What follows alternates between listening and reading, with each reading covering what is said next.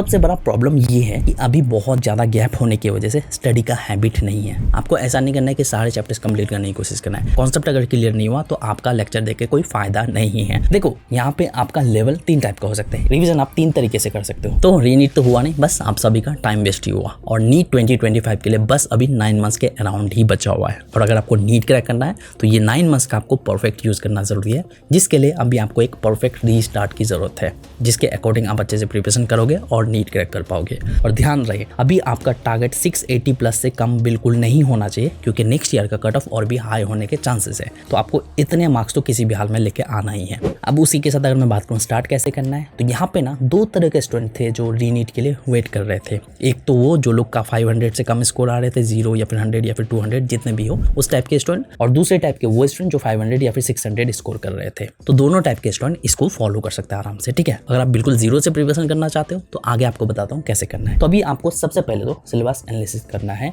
और देखना है कि कितने चैप्टर्स आपने पहले कंप्लीट कर रखा है। सारे चैप्टर्स का ना आप पूरा लिस्ट बना लो। लिस्ट डाउन करके आपको जो उसको पूरा अच्छे से रिवाइज करना है और अच्छे से उसको आपको स्टेप बाय स्टेप पूरा कंप्लीट कर लेना है। श्योर हो जाना है उन सब चैप्टर्स में कि क्वेश्चन आएगा तो सॉल्व कर पाओगे। मान लेता हूँ कि आपने 20 चैप्टर्स पहले कंप्लीट कर रखा है या फिर 30-40 चैप्टर्स कंप्लीट कर रखा है, तो उसको जो है आपको पूरा शुरू में टाइम देकर अच्छे से क्लियर कर लेना है। फर्स्ट के 2 से 3 मंथ आपको जो उसी में देना है। अगर ज्यादा चैप्टर्स कंप्लीट कर रखे हो, 40 चैप्टर्स कंप्लीट कर रखे हो तो आप 3 महीना दे सकते हो। 30 चैप्टर्स कंप्लीट कर रखे हो, आप 2 महीने के अंदर उसको अच्छे से कंप्लीट करने की कोशिश करोगे, क्योंकि आप पहले कंप्लीट कर रखे हो तो टाइम नहीं लगेगा उसको रिवाइज करके अच्छे से कंप्लीट करने में। उसी के साथ सबसे बड़ा प्रॉब्लम ये है कि अभी बहुत ज्यादा गैप होने की वजह से स्टडी का हैबिट नहीं है। तो इसलिए अभी ना आप बिल्कुल ईजी वाले चैप्टर से स्टार्ट करोगे। फर्स्ट महीने आपको बस यही करना है कि हैबिट बिल्डिंग पे फोकस रखना है, कंसिस्टेंसी मैनेज करना है और जितने भी डिस्ट्रैक्शन है उसको लिमिट में लाने की कोशिश करना है और उसी के साथ स्टडी आवर को धीरे धीरे इंप्रूव करने की कोशिश करना है। फर्स्ट महीने ये आप आराम से कर लोगे, फिर उसके बाद जो आप अच्छे से स्टडी करना स्टार्ट करोगे। उसी के साथ हर एक स्टूडेंट का ना कोई एक वीक सब्जेक्ट होता ही है, तो उस वीक सब्जेक्ट को आपको देखना है और उस वीक सब्जेक्ट को आपको जो है बिल्कुल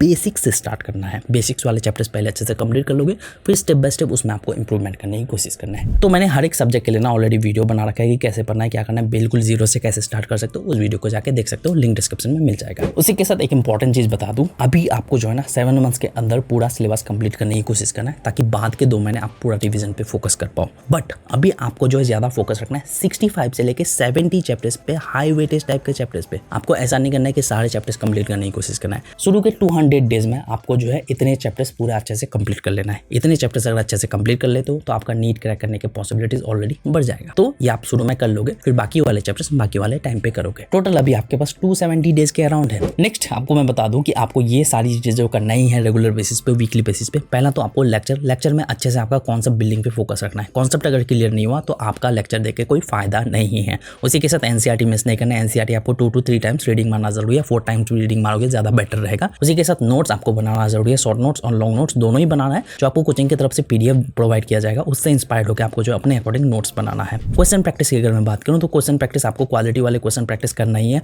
हर एक चैप्टर से रिलेटेड, हर एक टॉपिक से रिलेटेड आपको क्वेश्चन प्रैक्टिस करना है। उसी के साथ आपको पीवाईक्यूज भी करना जरूरी है। अब क्वेश्चन प्रैक्टिस और पीवाईक्यूज के लिए आप कोई ऐप के थ्रू करोगे तो ज्यादा बेटर रहेगा, जिससे आपका टाइम बचेगा, या फिर आप कोई भी क्वेश्चन बैंक बाय कर सकते हो, कोई दिक्कत नहीं है। उसी के साथ रिवीजन आपको time to time daily basis पे और वीकली बेसिस पे करते रहना होगा। डेली बेसिस पे आप शॉर्ट नोट्स के थ्रू रिवाइज कर सकते हो और वीकली बेसिस पे आप लॉन्ग नोट्स के थ्रू रिवाइज कर सकते हो। वीकली आपको टेस्ट भी देना है और वीकली बेसिस पे जो पढ़ रहे हो उसको रिवाइज भी करना जरूरी है। उसी के साथ टेस्ट आपको जो है शुरू में पार्ट टेस्ट ही देना होगा। फुल टेस्ट तो आप शुरू में नहीं दे सकते। जब तक आपका 60% सिलेबस कंप्लीट नहीं होता उसके बाद जो आपको फुल टेस्ट देना शुरू करना है। शुरू में आपको जो पार्ट टेस्ट ही देना है, या फिर कोचिंग के शेड्यूल के अकॉर्डिंग आप टेस्ट दे सकते हो, बट टेस्ट को कभी भी स्किप नहीं करना है और ज्यादा से ज्यादा मेहनत करना होगा, क्योंकि टाइम भी कम है। उसी के साथ आपको जो अपने मिस्टेक नोटबुक भी आपको मैनेज करना है, यानी कि कोई भी मिस्टेक अगर कर रहे हो तो उसको आपको इसमें लिखना है, ताकि सेम मिस्टेक दोबारा ना करो। और प्रोग्रेस नोटबुक भी आपको मैनेज करना है। वीकली बेसिस पे प्रोग्रेस कर रहे हो कि नहीं वो आपको नोट करते रहना है। नेक्स्ट आपको फर्स्ट मंथ में आपको कितने चैप्टर्स करने की जरूरत है। देखो यहाँ पे आपका लेवल 3 टाइप का हो सकता है। एक तो आपका बेसिक्स बिल्कुल 0 से स्टार्ट कर सकते हो, या फिर मीडियम टाइप का, या फिर एडवांस हो, ऑलरेडी मतलब काफी चैप्टर्स कंप्लीट कर रखे हो। अगर बिल्कुल बेसिक से स्टार्ट कर रहे हो तो आपको फर्स्ट मंथ 6 to 8 चैप्टर्स करना है, जो कि आप बिल्कुल बेसिक्स वाले चैप्टर्स करोगे। मीडियम में यानी कि आपने कुछ चैप्टर्स कंप्लीट कर रखा है, बेसिक्स क्लियर है, तो आप 8 से 10 चैप्टर करने की कोशिश करोगे। और पहले चैप्टर्स कंप्लीट कर रखा है तो 10 से 12 चैप्टर्स कंप्लीट करने की कोशिश करोगे। बट ध्यान रहे यहाँ पे चैप्टर्स जो भी चूज करोगे, यहाँ पे आपको जो इजी, मॉडरेट और हार्ड टाइप के चैप्टर्स चूज करने हैं। तीनों मिला के चूज करना है। ऐसा नहीं कि पूरा हार्ड टाइप के चैप्टर्स आप किए जा रहे हो एक वीक में। तो इसके लिए ऑलरेडी मैंने वीडियो बना रखा है कि मंथली बेसिस पे कितने चैप्टर्स करने की जरूरत है, वीकली बेसिस पे कितने करने हैं, उस वीडियो को जाके देख लो, लिंक डिस्क्रिप्शन में मिल जाएगा। ठीक है, उसी के साथ ये चीज का ध्यान रखना है कि आपका बेसिक्स अच्छे से क्लियर होना चाहिए। बेसिक्स वाले चैप्टर्स जितने भी हैं अच्छे से क्लियर हो जाना चाहिए, तभी आपका कॉन्सेप्ट क्लियर होगा। और फर्स्ट के 3 मंथ्स में आपका फोकस रखना है कि बायो के जो है 15 to 16 चैप्टर्स कंप्लीट हो जाना चाहिए।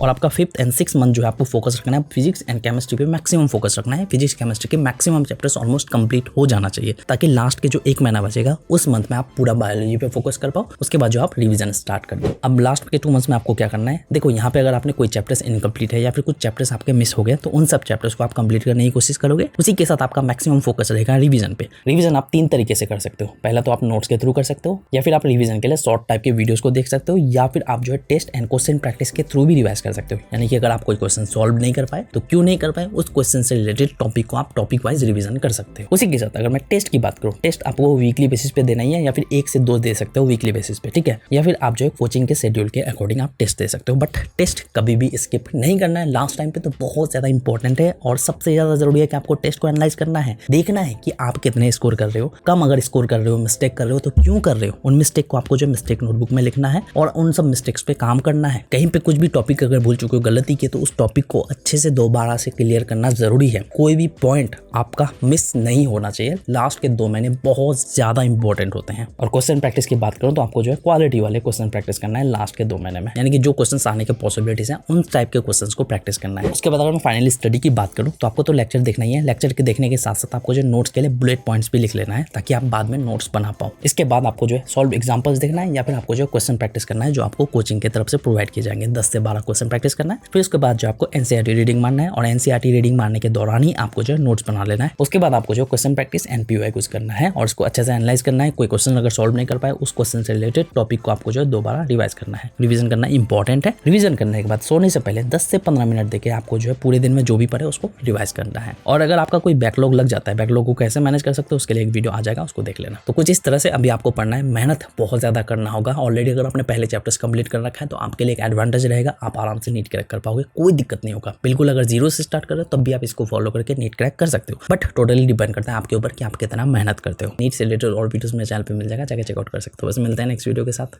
Thank you.